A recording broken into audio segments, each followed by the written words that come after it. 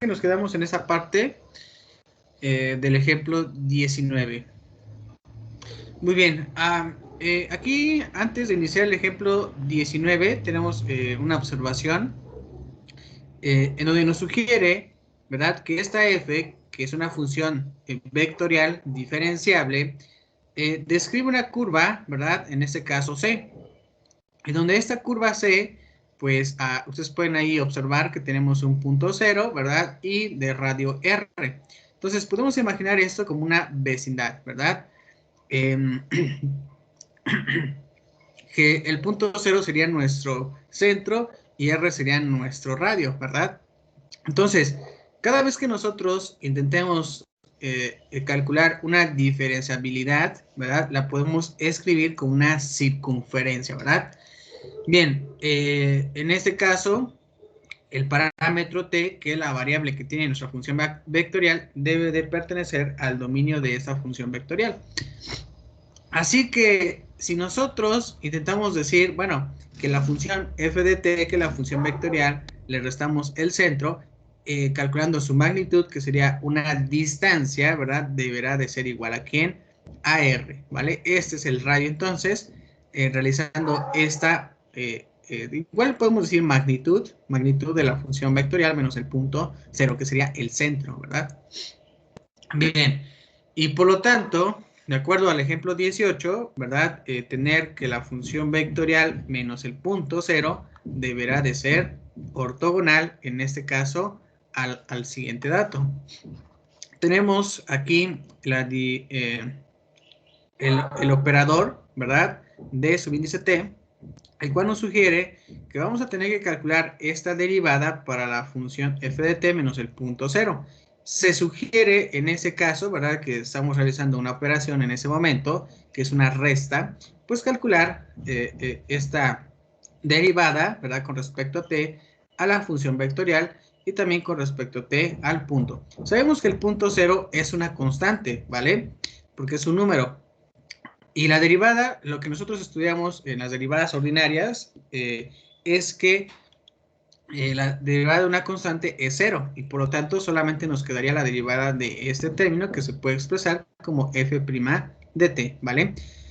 Bien, aquí nos sugieren que el radio que está siendo trazado desde el punto P, ¿verdad?, que tenemos ahí un radio, una circunferencia, con centro en P0, a un punto, ¿verdad?, de la función vectorial sobre esa circunferencia, es un vector, en ese caso, o podemos decir ortogonal tangente a ese punto, ¿vale? Bien, esto lo vamos a analizar más adelante cuando analicemos la interpretación geométrica de esta diferenciabilidad, ¿vale? Muy bien, con ello podemos calcular lo siguiente.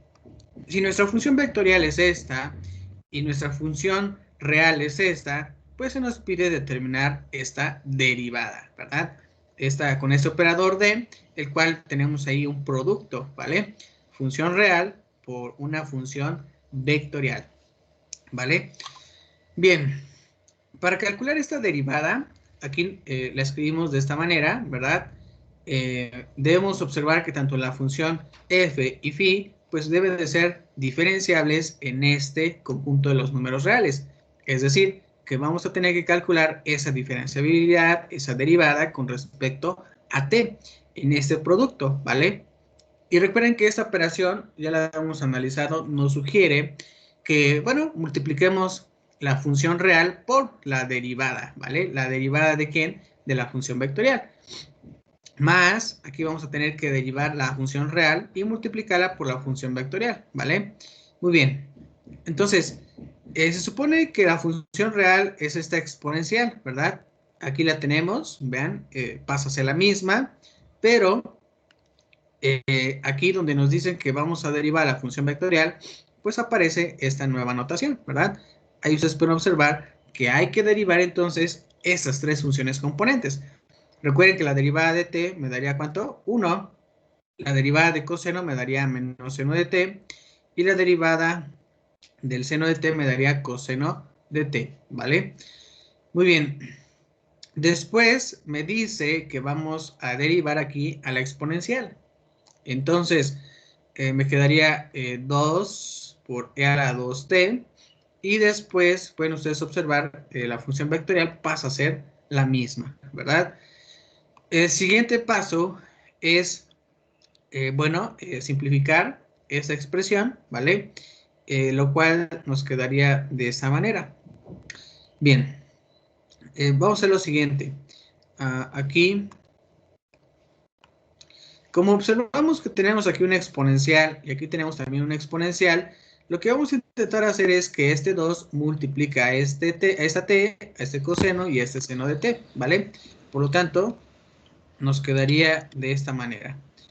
Que este término pasaría a ser este, que sería, voy a ponerle aquí más, e a la 2t, me quedaría 2t, ¿verdad? 2t, 2 coseno de t, y luego tendríamos 2 seno de t, ¿ok? Así está. Y como queremos sumar ahora, ¿verdad? Estos dos términos, ¿verdad? Podemos aplicar ahí la ley distributiva, ¿verdad? Nos quedaría entonces de esa manera. Tendríamos que esto es e a la 2t, así. Tendríamos 1, menos el seno de t, coseno de t, así, más, luego tendríamos 2t, luego 2 coseno de t, 2 seno de t, ¿verdad? Así nos quedaría, lo cual, si se simplifica, sería e a la 2t, que tendría que ser, bueno, 1 más 2t, ¿verdad? Después, menos el seno de t, bueno, ahí sería más 2, más 2 coseno de t, y luego sería coseno de t, más 2 seno de t, ¿ok? Así. Y ese es el resultado que encontramos entonces en esa parte, ¿vale? Y hemos entonces calculado ya la diferenciabilidad en ese caso para el producto de una función real por una función vectorial, ¿verdad? Ahí ustedes pueden observar los pasos. Ok, con esto podemos revisar la definición número 13, lo cual nos sugiere lo siguiente. A ver, ahí está. Bien, que si phi es una función real, ¿verdad? De variable real, es lo que hemos estado trabajando, y que f es una función vectorial de una variable real, entonces, vean ahí, tenemos otro resultado, el que sería f círculo phi. Esta es una operación que la conocimos desde cálculo diferencial, ¿verdad? Lo cual aquí la vamos a trabajar, repito, para una función vectorial y una función real, ¿vale? Entonces sería la composición, ¿vale? Lo que nos sugiere es que el resultado, en ese caso, es una función vectorial, ¿verdad? La cual tendría una regla de correspondencia siguiente. Que al calcular f círculo phi de t, pues es igual a tener esta función compuesta. Obviamente sigue siendo una función vectorial, pero en ese caso es compuesta, ¿verdad? Phi de t.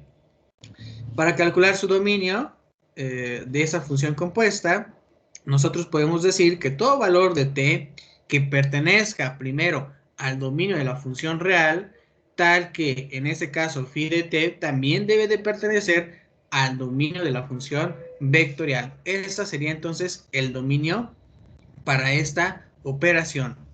Ahora, si nosotros sabemos, ¿verdad?, que el parámetro t pertenece al dominio, ¿verdad?, de esa función compuesta, y sabemos que la función vectorial, pues, tiene una cantidad de funciones componentes, entonces podemos nosotros hacer lo siguiente: expresar, ¿verdad?, esta función compuesta sería de esta manera, que a la primera función componente 1 de la vectorial la vamos a afectar por phi de t, que sería mi función real, y así sucesivamente cada una de estas funciones componentes, ¿verdad? Y su término general sería así.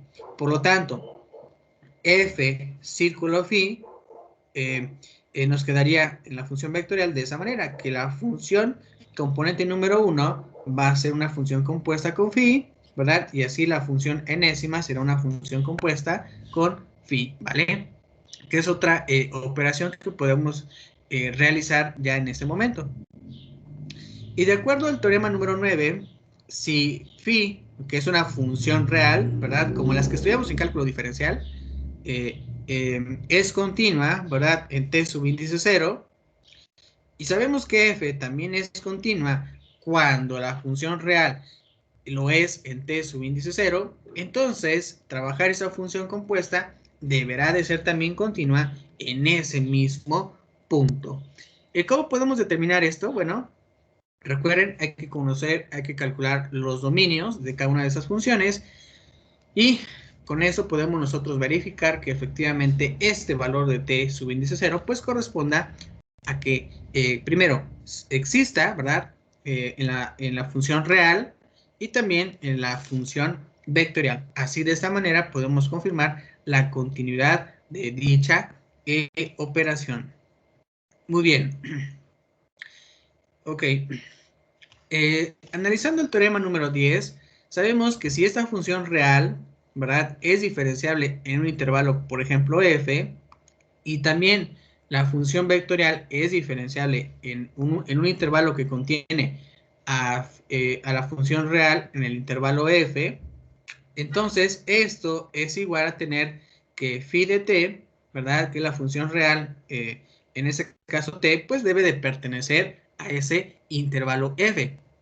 Ahora, entonces, la función compuesta, ¿verdad?, entre la función vectorial, círculo, función real, también deberá de ser diferenciable en ese intervalo. Y aquí tenemos nosotros la expresión, la notación correspondiente en este caso. Diferenciabilidad, entonces, de esa función vectorial, círculo, función real, serían de esta manera, ¿verdad? Calcular en ese momento la diferenciabilidad con f, que es mi función vectorial, círculo phi, y de esa manera la podemos multiplicar por la diferenciabilidad que tenemos aquí por la función real, obviamente en el intervalo que se nos proponga, que sería f. Muy bien. Con esto podemos también analizar el teorema número 11, ¿verdad? En donde nos expresa de que si una función f, ¿verdad? Sabemos que es vectorial de una variable real, continua en este intervalo cerrado y además lo es diferenciable en este intervalo abierto, entonces deberá de existir, ¿verdad?, en ese momento un valor c, vamos a llamarlo c iésimo, que pertenezca a ese intervalo abierto, en donde obviamente esta c iésima pues corresponde a los valores 1 hasta n, tales que pues nosotros podemos expresar que la diferencia, ¿verdad?, de f de b menos f de a sea igual al producto que nosotros tenemos aquí de b menos a, ¿verdad?, por cada una de las derivadas de las funciones componentes que tenemos en ese momento, ¿vale? Pero con respecto a ese punto C, ¿vale? Bien. Ese sería entonces el teorema número 11, que es aplicando a lo que nosotros conocemos como el teorema del valor medio, que estudiamos desde cálculo integral, ¿verdad? Ahí tenemos nosotros también esta expresión, ¿vale? Eso se refiere más al término de que cuando nuestra función vectorial es continua y diferenciable en un cierto intervalo, ¿ok? Muy bien. Ahora, ¿qué pasa ya si nosotros consideramos la diferencial? Recuerden que hemos estado trabajando con el término diferenciabilidad, pero vamos a estudiar ahora la diferencial.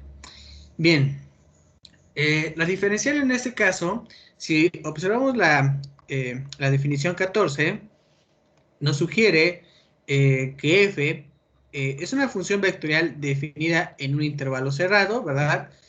Y sea en este caso t y t más h dos puntos distintos de este intervalo. Recuerden que cuando estudiamos la derivada, incluso analizamos la interpretación geométrica, se nos presentó una curva, ¿verdad? Una curva C, y a partir de ese momento nosotros identificamos un punto f de t, obviamente que le corresponde a la función vectorial, y otro f de t más h. Entonces son dos puntos distintos. Ahí tenemos t y luego tenemos t más h, ¿vale? Ahora, tenemos aquí un vector, vamos a llamarlo delta, ese vector delta, el cual pues será de la función vectorial. Obviamente vamos a trabajar aquí una circunferencia, ¿verdad? De centro en t, pero de radio h, ¿vale? Muy bien, de acuerdo a esto, si el centro está en t, ¿verdad? Y tiene un radio h, esto nos sugiere que se pueda expresar igual a la función f de t más h. Vean ahí que sería mi punto mayor, ¿verdad? O podemos decir el punto alejado con respecto a mi punto inicial, que sería f de t. Entonces, esta diferencia, sabemos que son ahí, f de t es un punto y f de t más h es otro punto. Podemos decir que esa diferencia entre mi punto mayor menos el menor sería delta de f, lo cual nosotros lo vamos a llamar como un incremento. Un incremento en donde esa función vectorial, ¿verdad? La variable t nos dice que corresponde también un incremento h. Es decir, que esa distancia, ¿verdad? Entre los dos puntos lo vamos a llamar h, ¿vale? Ese sería entonces el incremento h. Incluso lo podemos representar, ¿verdad?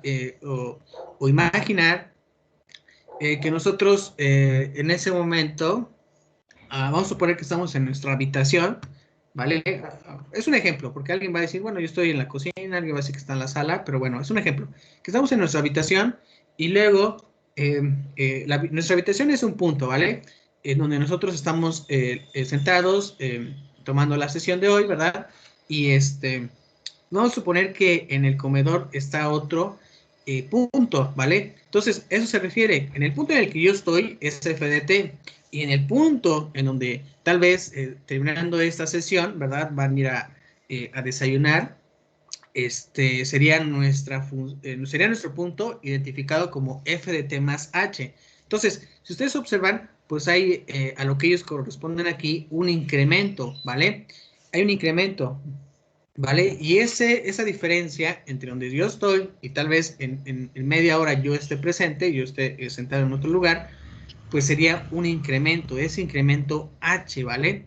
Algo similar lo podemos identificar aquí, pero sabemos muy bien que corresponde entonces a estudiar dos puntos.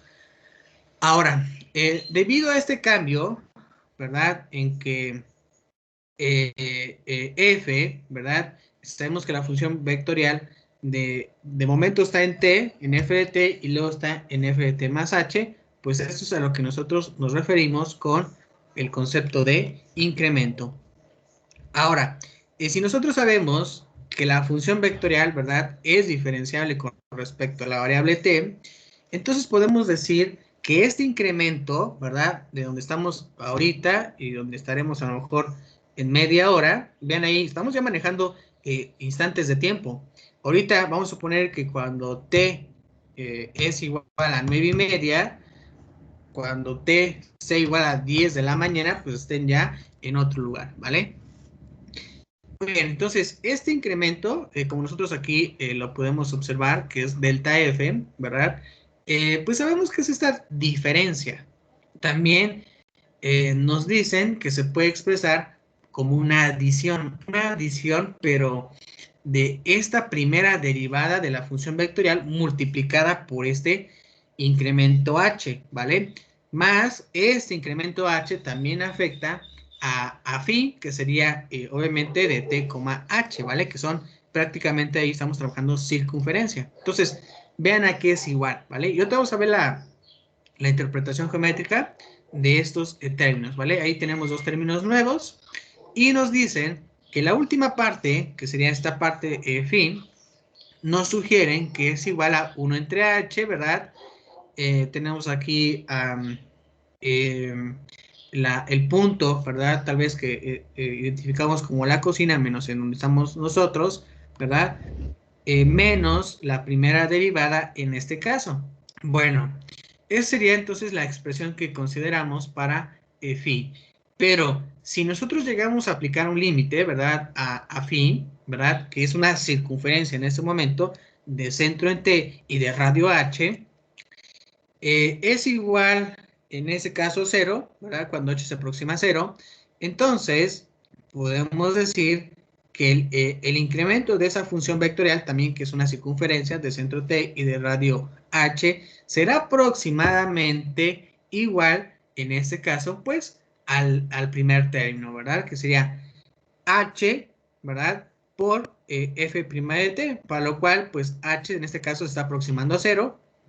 Entonces, el término que nos queda, que es H por F' de T, recuerden que F' de T es un vector tangente, se le conoce como la diferencial, ¿vale? Ahí tenemos nosotros esta parte. Bien, de acuerdo a la definición 15, este vector, ¿verdad? Que nos quedaría como H por F' de T, se le conoce como diferencial de la función vectorial en un instante T correspondiente al incremento H, ¿verdad?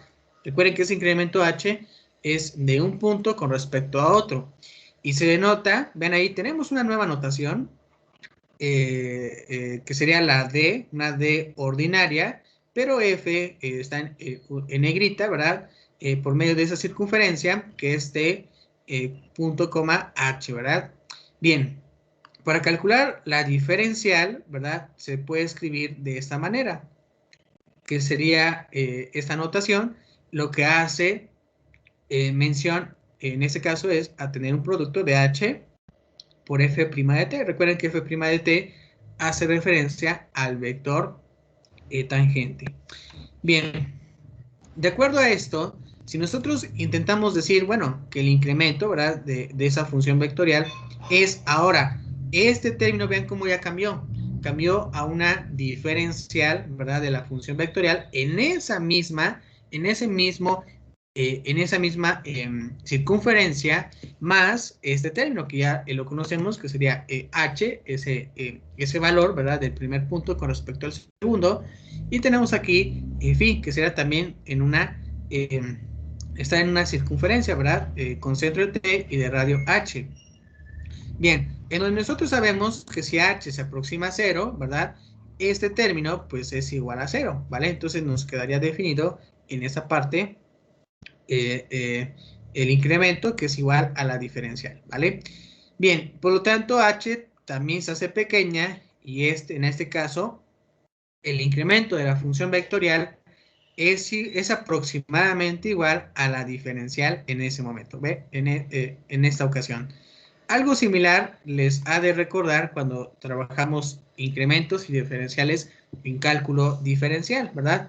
Ahí solamente fueron funciones obviamente, reales, ¿verdad? De una variable, pero aquí ya estamos trabajándolo por medio de un vector. Recuerden que nuestro vector es f. Y esto lo sabemos y lo podemos confirmar, repito, desde un tema, ¿verdad? Que ya hemos estudiado. Ahora, si nosotros decimos que queremos estudiar, ¿verdad? La función f de h, que sería el siguiente punto, ya no el primero, sino el siguiente, se puede expresar de esta manera, que es igual, pues, a f de t más este incremento, ¿verdad? F, que sería por medio de esta circunferencia que la identifica.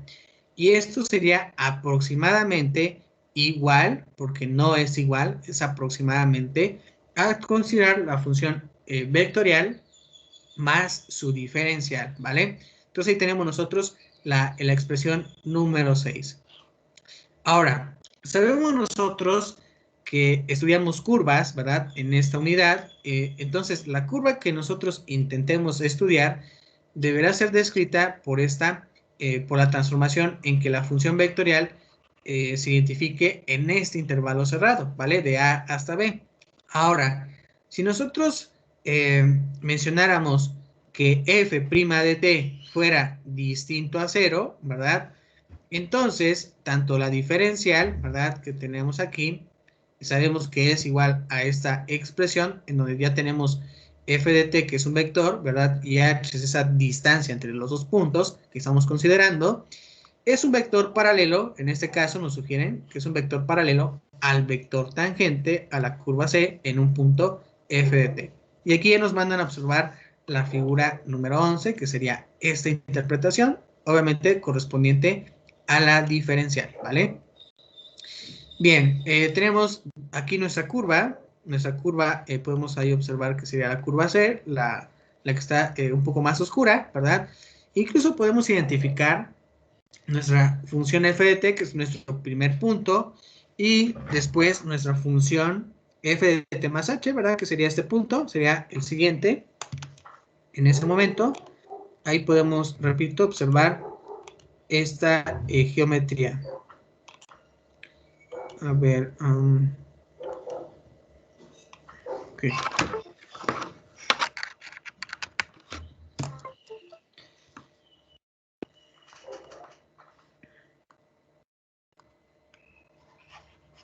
Ok. Bueno, entonces, decíamos que ya tenemos identificados los puntos, ¿verdad? Son dos puntos, f de t y f de t más h. Y ven ahí el incremento. Le voy a hacer un poco de zoom. Vean ahí que la distancia, ¿verdad? Entre estos dos puntos lo llamamos incremento de f, ¿vale? Y después podemos observar los otros términos, ¿verdad? Como la diferencial de f, que corresponde en esta dirección, ¿verdad? En dirección a la recta. Vean, aquí tenemos identificada la recta tangente, ¿vale? La recta tangente, ¿verdad? Tenemos aquí el vector de f, que será la diferencial de la función vectorial, y luego tenemos este vector, ¿verdad? Que es llamado h por phi de t, h, ¿verdad? Que sería este vector que se dirige directamente hacia el punto que tenemos aquí, que sería f de t más h. Entonces, ahí ustedes pueden observar los resultados que estamos localizando, en este caso con respecto a la diferencial. Y recuerden que nos interesa trabajar esta parte, ¿verdad? La diferencial de la función vectorial y el incremento, lo que estamos considerando aquí. Muy bien. Ahí tenemos entonces la figura número 11 con estos datos. Ahora, nosotros sabemos muy bien, ¿verdad? Que en la práctica común es usar más esta d ordinaria t, que sería la diferencial de t en lugar de h, ¿vale? Y con esto podemos abreviar que la diferencial de la función vectorial, ¿verdad? Por df, ¿vale? Esta notación no es muy usual, pero sí esta, ¿vale? df. Entonces, por lo tanto, podemos decir que al calcular una diferencial, ¿verdad? En una función vectorial, se puede escribir de esta manera, que es df, que sería la función vectorial, ¿verdad? Que es igual a interpretarla por medio de una circunferencia.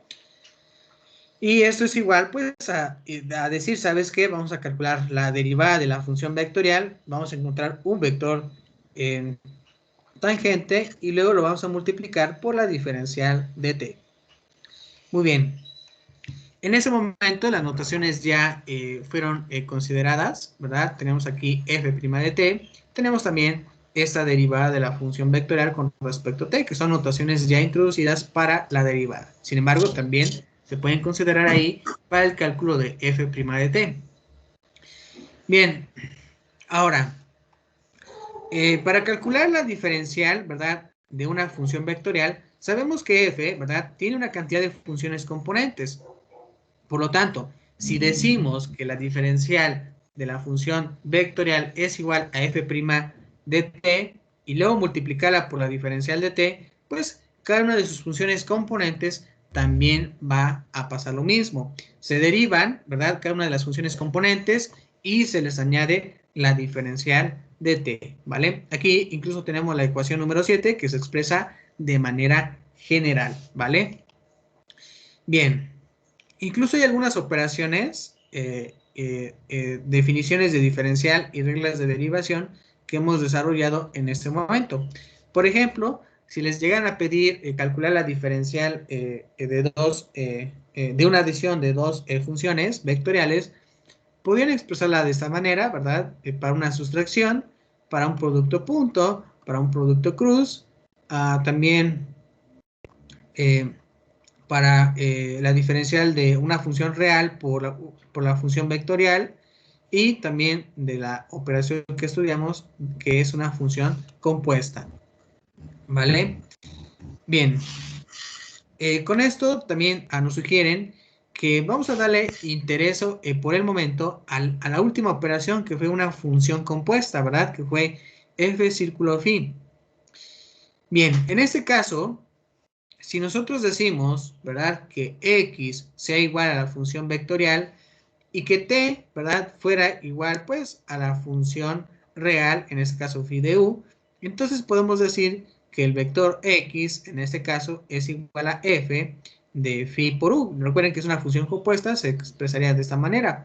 Y lo cual podemos decir que ese resultado se puede interpretar como una función g de u. Si este es el caso, podemos decir que g, pues, es el resultado, ¿verdad?, de la función compuesta, función vectorial, círculo, función real. Ahora, en este momento, podemos decir que al calcular, ¿verdad?, la diferencial de x para esta operación, nos dice que parece ambigua. Y la pregunta es, ¿significa entonces que f' de t por la diferencial de t o g' de u por la diferencial de u, ¿verdad? Entonces, ¿qué significaría esto? Bien, esta ambigüedad para nosotros es aparente, ya que según la regla de diferenciación, trabajar f círculo phi, ¿verdad?, nos conduciría al siguiente resultado. A pesar de que nosotros trabajáramos el resultado que es g, pues nos sugieren, ¿sabes qué? Puedes calcularlo y obtendrías este resultado, ¿verdad? G' de u, diferencial de u. Que esto prácticamente sería, pues, encontrar la derivada de la función vectorial con respecto a t, ¿vale? Y en realidad es precisamente a causa de esta aparente ambigüedad que la notación diferencial resulta conveniente.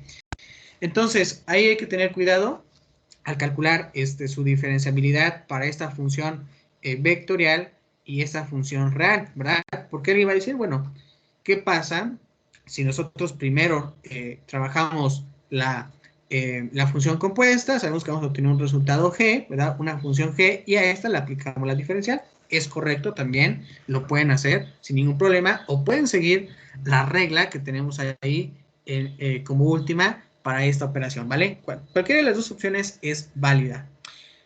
Bien, aquí vamos entonces a resolver un pequeño ejemplo, ya aplicando la diferencial para una función vectorial. Y podemos observar que mi función vectorial es igual a, aquí tenemos tres funciones componentes, t por el seno de t cuadrada y t por el coseno de 2t. Bien, como nos piden encontrar la diferencial, en ese caso, podemos aplicar el teorema número 6. Y el teorema número 6 nos sugiere lo siguiente: calcular la primera derivada de esa función vectorial, ¿vale? Ahí ustedes pueden observar cómo se expresa, ¿verdad?, por medio de derivadas ordinarias cada una de esas funciones componentes. Y después tienen ahí el resultado, ¿verdad?, el procedimiento en el renglón número 2 de cómo se está calculando, en este caso, la derivación. Para ello, poder llegar, pues, al tercer renglón, que ya sería la solución. Ojo, solamente hemos calculado la primera derivada. Nos falta encontrar la diferencial. O bueno, mejor dicho, escribirla como una diferencial.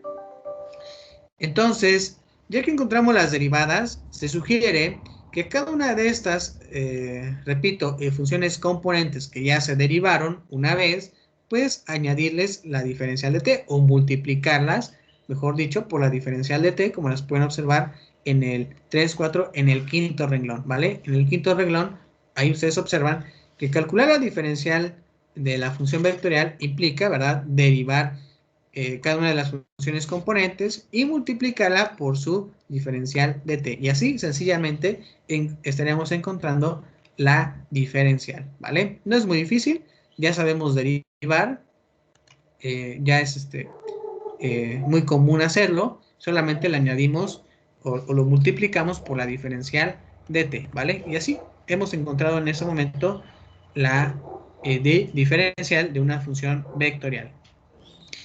Muy bien, con esto estaríamos iniciando también ya nuevamente el concepto de integral, ¿vale? Para funciones vectoriales, pero obviamente que estén expresadas ya como limitante en la tercera dimensión, ¿vale? Aquí también vamos a encontrar, repito, integrales, porque algunas veces algunos problemas físicos van a sugerir, pues, el cálculo, ¿verdad?, de una longitud de arco para una función que está en el espacio euclidiano tridimensional. También algunos programas lo identifican como en 3D. Podemos calcular también algunos problemas de física con respecto a, bueno, hay muchos temas como tiro parabólico, ¿verdad? También se pueden aplicar, resolver por medio de integrales. Y bueno, vamos entonces a analizar lo siguiente, ya con el tema de la integral. Aquí tenemos un problema, lo cual nos sugiere que una curva se puede describir especificando uno de sus puntos y un vector tangente en cada uno de sus puntos. Recuerden que en el trazo de una curva, ¿verdad? Que es una función vectorial, podemos localizar varios puntos, ¿verdad? Y de esos puntos, al hacer el trazo, cada uno de ellos pues va a tener un vector tangente. Y este vector tangente nos va a decir, ¿verdad?, la dirección en la que va haciendo, se va haciendo el trazo para esta curva. Y vamos a suponer que en ese momento tenemos la curva C, ¿verdad?, que pasa por un punto, vamos a llamarlo X0. En ese momento podemos también sugerir que la función vectorial es un vector tangente a la curva C, ¿vale? Bien, entonces, si deseamos determinar una transformación para X, en este caso del intervalo cerrado A hasta B, podemos decir que el punto, ¿verdad?, que hemos propuesto, ¿verdad?, que hemos elegido de una curva, imagínense ustedes una curva en el espacio euclidiano tridimensional, ¿verdad? O también, si ustedes tienen a la mano, ¿qué será? Un cargador, el cable del cargador, podemos nosotros identificar ese cable como una curva en el espacio, ¿verdad? Incluso, si es que lo tienen a la mano, ¿verdad? O imagínalo, ¿vale? Entonces, de esa curva, ¿verdad?, que ustedes encuentren, por ejemplo, a ver, déjenme ver.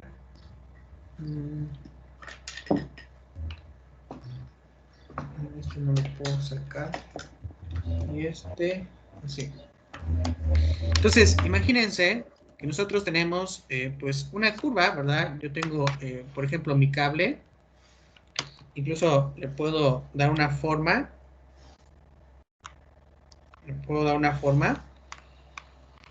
Voy a intentar darle como esta. Entonces ahí yo puedo tener mi curva, ¿verdad? Yo estoy simulando una espiral, ¿vale? Una espiral, ¿verdad?, en el espacio tridimensional. Ahí tenemos mi curva C y nos sugiere que si nosotros consideramos un punto de esta curva, a lo mejor yo elijo tal vez la conexión de mi cable, ¿verdad? X subíndice 0, pues nos sugieren que la función vectorial que está descrita como X, que es un vector, si yo le evalúo, ¿verdad?, en un instante t subíndice 0, ¿verdad?, que a lo mejor pudiera ser en 0, es un ejemplo, pudiera ser otro número, pues me daría este punto, ¿verdad? Me daría el punto que yo estoy considerando. Bien, y así yo puedo trabajar la función vectorial en otro instante t, ¿verdad? A lo mejor si t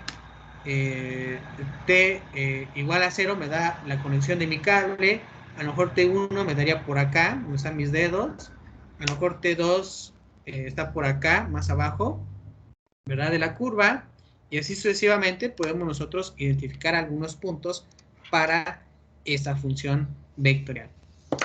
Recuerden, repito nuevamente, que en el trazo de esta curva, ¿verdad?, voy a ponerla así, existe también un vector, ¿vale? Existe un vector. ¿Y quién es ese vector? Tangente, ¿verdad? Yo puedo identificarlo como mi lápiz, ¿vale?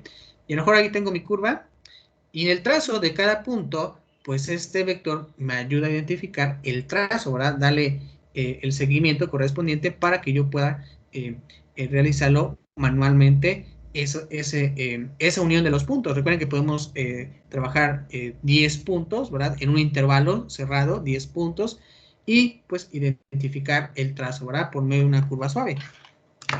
Muy bien, entonces, bien, ahora, tenemos aquí entonces x de t subíndice 0, que es igual a x0, ¿verdad? El punto que pasa por nuestra curva. Y sabemos que este punto 0, pues debe de pertenecer al intervalo cerrado de a hasta b. Ahora, si queremos calcular la derivada de ese vector, pues prácticamente nos sugiere que es igual a la función f de t. Entonces, para t que pertenezca a este intervalo. Entonces, esta curva C, que está descrita por la transformación X, debe de corresponder a este intervalo de A hasta B. Y para determinar que X, su valor, debemos resolver una ecuación diferencial, que será X' es igual a F de T en un intervalo cerrado, lo cual está sujeta a esta condición, que es X de T0 igual a X0. Bueno, a partir de este momento, ya nos hablan de que en esta unidad vamos ya a encontrar problemas los cuales pues se expresen como una ecuación diferencial, ¿vale? Sabemos muy bien que el concepto de ecuación diferencial es harina de otro costal. Sin embargo, a partir de aquí se van a poder encontrar este tipo de problemas, ¿vale? Ahorita no es de nuestro interés estudiarlo a fondo, ¿vale? Para eso hay otro curso, pero ya podemos encontrar este tipo de problemas, ¿vale?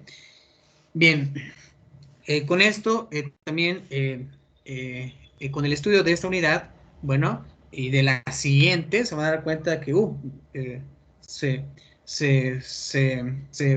empiezan a aparecer nuevos conceptos, se empiezan a identificar más problemas, ¿verdad?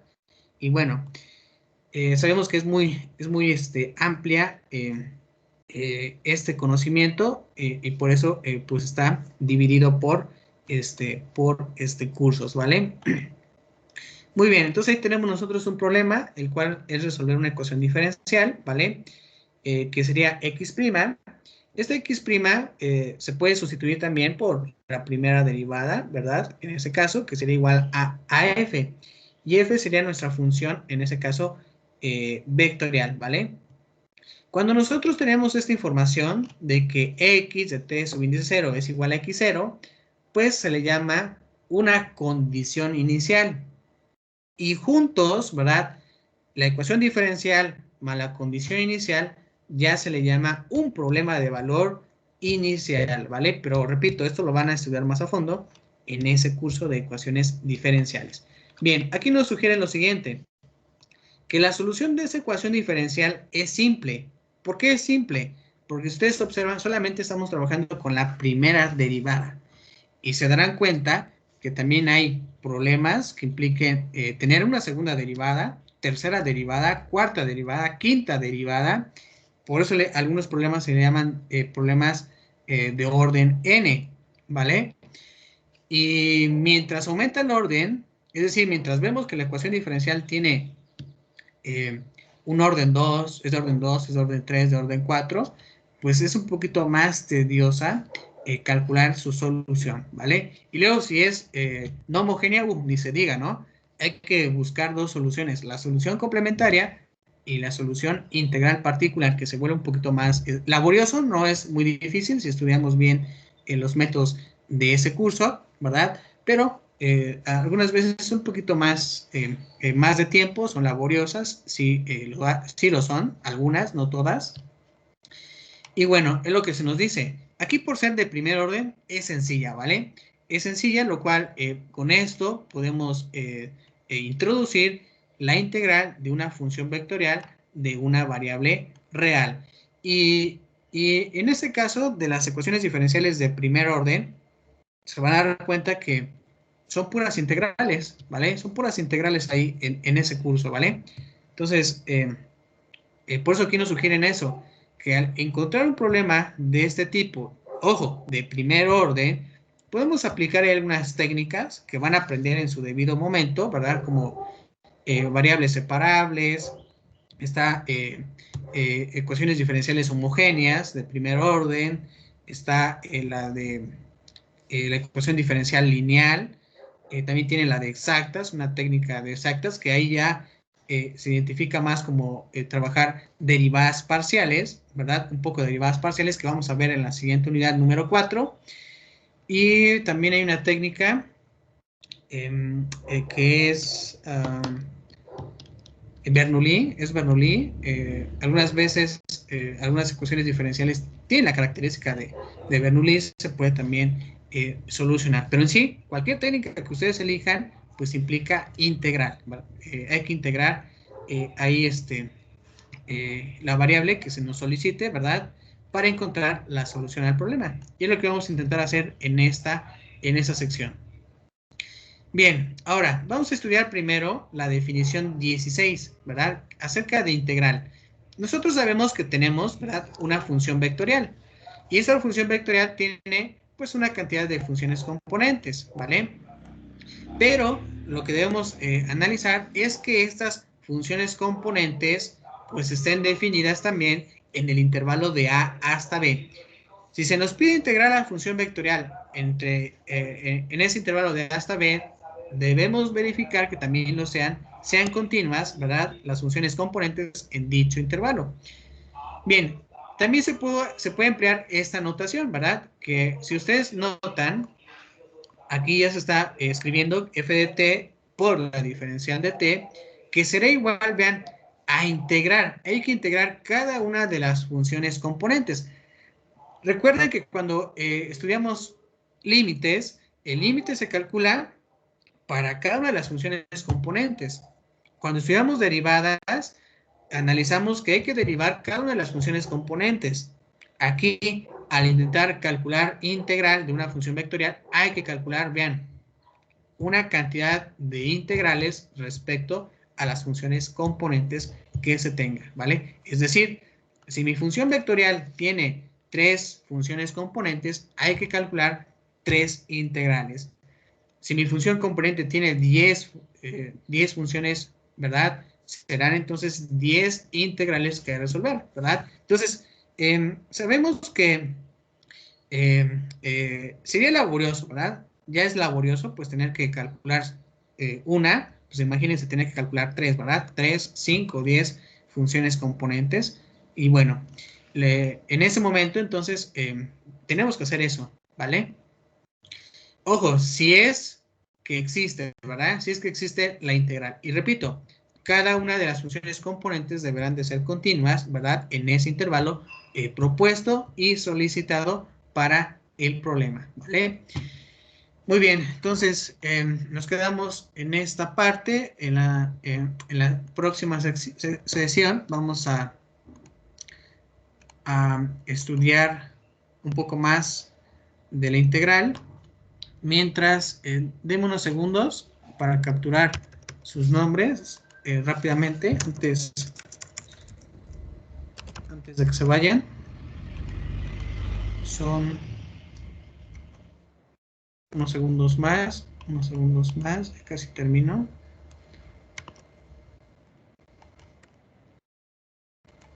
Y a ver con quién me quedé. Ok.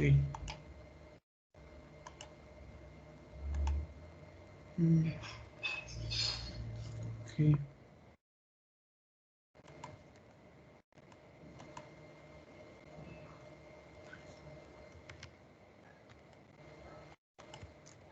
Muy bien.